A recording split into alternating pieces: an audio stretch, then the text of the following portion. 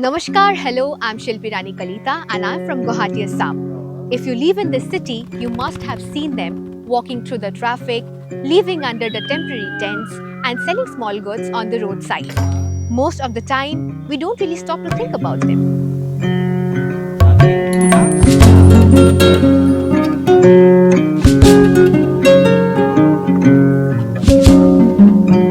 The curiosity stayed with me for years, and that is why I decided to document the Banjara community in my own city, Guwahati. The Banjaras are not from one single place. They come from different parts of India like Rajasthan, Uttar Pradesh, Andhra Pradesh, and many other regions. Rajasthan से आया तो कौन से गांव से? अपना Jaipur district पड़ता है, गांव अपना दौसा पड़ता है। The movement is not random.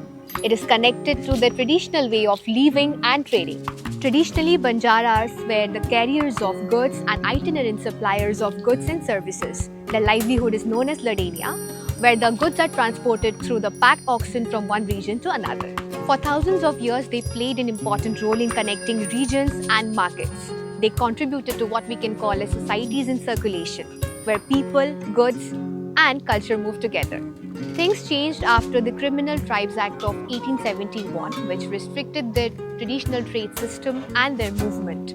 What was once their strength, mobility, slowly became their reason for exclusion. Today, the Banjaras survive through petty trade. They come to cities like Guwahati for selling small goods, changing their locations according to the market demands.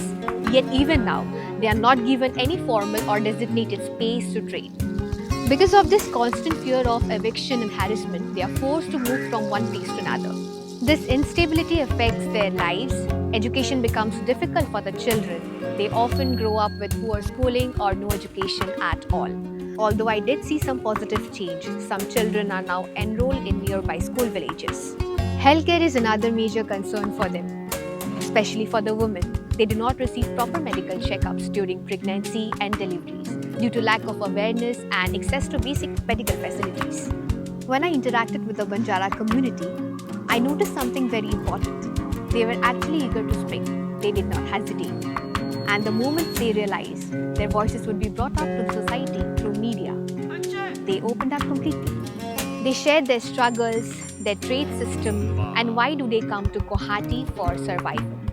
What I saw was not helplessness. I saw resilience, strength, and dignity.